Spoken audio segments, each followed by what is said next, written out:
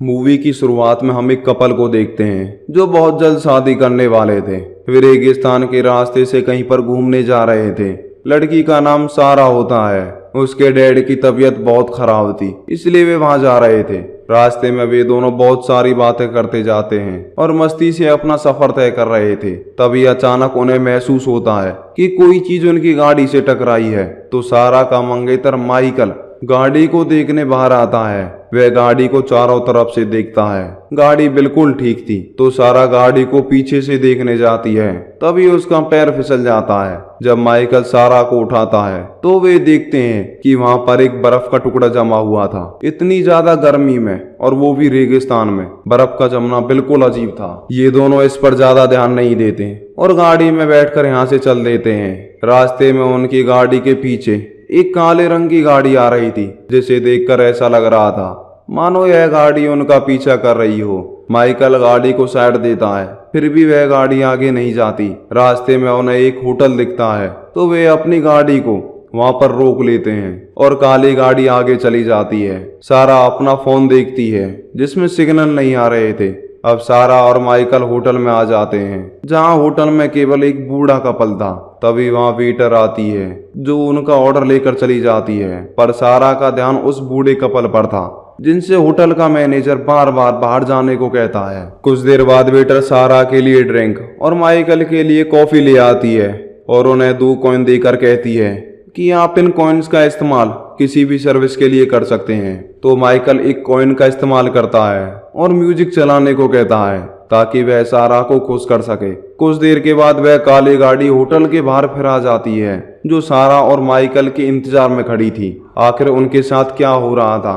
पहले वो काली गाड़ी, फिर यह अजीब सा होटल। अब माइकल वॉशरूम जाता है और सारा ने एक बचा हुआ खाना पैक करवा लिया था। तभी सारा के पास दूसरा वेटर आता है जो सारा के डैड की उम्र का होता है। सारा उस वेटर को पैसों की टिप दे देती है। फिर सारा और माइकल होटल से बाहर चले जाते हैं। इस बार गाड़ी सारा चलाती है क्योंकि पहले माइकल ने गाड़ी बहुत तेज चलाई थी। रास्ते में फिर उनकी गाड़ी से कुछ टकराता है। वे देखते हैं कि पहले वे जिस रास्ते से आए थे वे फिर उसी रास्ते पर आ गए हैं। वे दोनों यह देखकर बहुत हैरान होते हैं। दूसरी तरफ होटल में दोनों वेटर अपने मैनेजर से कहते हैं कि सारा और माइकल दोनों बहुत अच्छे हैं। यह सुनकर मैनेजर कहता है कि मेरे हाथ में कुछ नहीं है, उनके आने वाला कल ही बताएगा कि उनके साथ आगे क्या होगा। यहाँ पर सभी सारा और माइकल को जानते थे, पर कैसे? वे तो पहली बार यहाँ आए थे। उनके साथ कुछ तो अजीब होने वाला था जिसका हमें आगे कहानी में पता चलेगा। फिर हम होटल में एक लड़की को देखते हैं जो कहती है कि वह रोज रोज एक काम करके थक चुकी है। दूसरी ओर सारा और माइकल बार बार एक ही जगह पर पहुंच जाते थे। इसका मतलब यह था शायद ये किसी टाइम लॉक में फंस चुके थे और टाइम भी रुक जाता है। वे यह देखकर परेशान हो जाते हैं। तभी वहां काले रंग की गाड़ी फिर आती है तो सारा माइकल से कहती है कि यह कौन है जो उनका पीछा कर रहा है। वह गाड़ी के पास आती है और देखती है कि गाड़ी में कौन था। गाड़ी का शीशे नीचे होता है और वह एक व्यक्ति को देखती है जो डरावनी शक्ल का होता है। उसे देखकर सारा डर जाती है और अपनी गाड़ी के पास भाग जाती है। वे अपनी गाड़ी को तेज रफ्तार से ले जाते हैं। माइकल सारा से पूछता है कि गाड़ी में कौन था। सारा कहती है कि उस गाड़ी में एक डरावनी शक्ल का व्यक्ति था। तभी सारा देखती है कि वह गाड़ी फिर से उनका पीछा कर रही है। अब वे दोनों वापस उस होटल में आ जाते हैं और मैनेजर से फोन बूथ के बारे में पूछते हैं। सारा पुलिस के पास कॉल करती है और काले रंग की गाड़ी के बारे में बताती है। तो पुलिस कहती है कि आप जिस जगह से कॉल कर रही हैं वह बहुत दूर है, इसलिए हमें थोड़ा टाइम लग सकता है वहां पहुंचने में। फिर पुलिस वाला दिखाया जाता है जो और कोई नहीं, होटल का मैनेजर होता है। आगे माइकल मैनेजर से कहता है कि हमारा पीछा एक काली गाड़ी कर रही है और हम बार बार इसी जगह पर कैसे पहुंच जाते हैं। तो मैनेजर माइकल से कहता है कि यहाँ का रास्ता भूल भुलैया जैसा है जिसकी वजह से तुम बार बार यहीं पहुंच जाते हैं। फिर सारा आती है और माइकल से कहती है मैंने पुलिस से कंप्लेंट कर दी है जो थोड़ी देर बाद पहुंचेगी। पुलिस ने यहीं पर रुकने को कहा है। तो मैनेजर कहता है हाँ तुम यहाँ रुक सकते हो।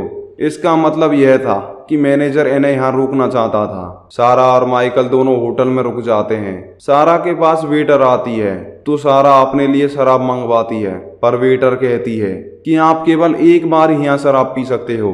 तभी वहाँ वही लड़की सारा से अपनी शराब देने को कहती है। सारा उस लड़की को पैसे देती है, पर लड़की मना कर देती है और कहती है कि यह पैसे मेरे किसी काम के नहीं। तभी वहाँ मैनेजर आता है और उस लड़की को वहां से ले जाता है और कहता है कि यह लड़की पागल है जो कुछ भी बोल रही है। आगे सारा अपने डैड के पास कॉल करती है।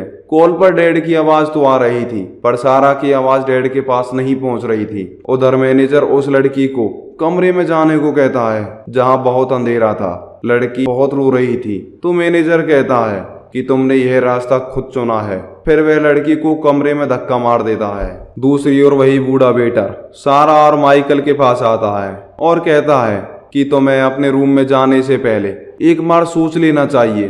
फिर वह कागज में मैसेज लिखकर टेबल पर छोड़ जाता है। तभी वहां मैनेजर आकर उस कागज को उठा लेता है जिस पर लिखा था रन। अब मैनेजर उनको अपना रूम दिखाने ले जाता है।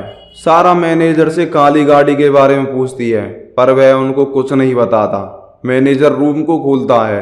तभी रूम के बाहर सारा देखती है कि वहां बर्फ की तह जमी हुई थी, जो बिल्कुल वैसी थी जैसे उन्होंने रास्ते में देखी थी। यह देखकर सारा को पता चल जाता है कि यहाँ कुछ गड़बड़ है। सारा माइकल से यहाँ से चलने को कहती है, तो मैनेजर कहता है कि यह रूम तुम्हारे लिए सेफ है, बाहर तुम अपने लिए खतरा बढ़ाओगे। मैनेजर ऐसा क्यों कहता है यह हमें कहानी में आगे पता चलेगा। सारा और माइकल वहां से भाग जाते हैं। उधर दोनों वेटर मैनेजर से कहते हैं सारा और माइकल दोनों बहुत अच्छे हैं, हमें उनकी मदद करनी चाहिए। तो मैनेजर कहता है कि हमारे हाथ में कुछ नहीं है। रास्ते में सारा को वह व्यक्ति दिखता है जो उसने काली गाड़ी में देखा था। उसने काला कोट और काली टोपी पहन रखी थी। उन दोनों के कुछ समझ नहीं आ रहा था कि उनके साथ क्या हो रहा है। कुछ देर बाद वे दोनों देखते हैं कि वह काले रंग की गाड़ी फिर से उनका पीछा कर रही है। अब वे अपनी गाड़ी को मोड़कर उल्टे चलते हैं ताकि वो यहाँ से निकल सकें, पर उनका यह प्लान भी फेल हो जाता है। अब वे दोनों पैदल चलने को सोचते हैं। वे गाड़ी को रास्ते में खड़ा कर देते हैं और रेगिस्तान रास्ते से आगे चलने लगते हैं। रास्ते में उन्हें एक गाड़ी मिलती है जिसका एक्सीडेंट हुआ पड़ा था। जब वे गाड़ी को देखते हैं तो उनके पैरों तले जमीन खिसक जाती है, क्योंकि ये उन्हीं की गाड़ी होती है। वे वापस आ जाते हैं और अपने गाड़ी में बैठ जाते हैं। अब वे फिर वहीं आ जाते हैं जहां से वे चले थे। वे फिर से दोबारा होटल में आ जाते हैं। होटल में सारा मैनेजर से पूछती है कि यह कौन सी जगह है। तो मैनेजर कहता है कि यह दो दुनियाओं के बीच की जगह है जहां से हर किसी को मौत के बाद गुजरना होता है। तुम और माइकल जिंदगी और मौत की जंग लड़ रहे हो। तुम्हारा आते हुए इसी जगह पर एक्सीडेंट हो गया था और अभी तक यह नहीं पता कि तुम जिंदी रहोगी या मर जाओगी।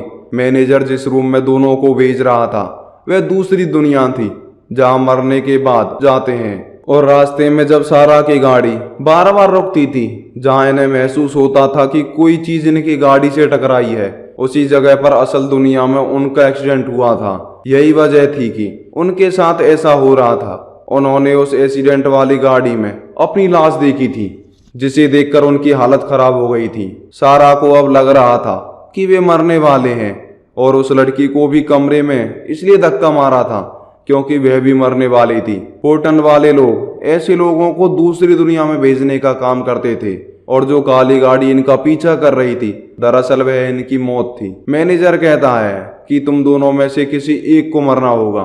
तो सारा और माइकल के बीच में डिसाइड होता है कि रूम में माइकल जाएगा। आगे मूवी में असल दुनिया का सीन दिखाया जाता है जहां इन दोनों का एक्सीडेंट हो गया था, पर सारा की सांस चल रही थी, मतलब वह जिंदा थी, मगर अब माइकल की मौत हो चुकी थी। और इसी के साथ हमारी मूवी यहीं पर खत्म हो जाती है।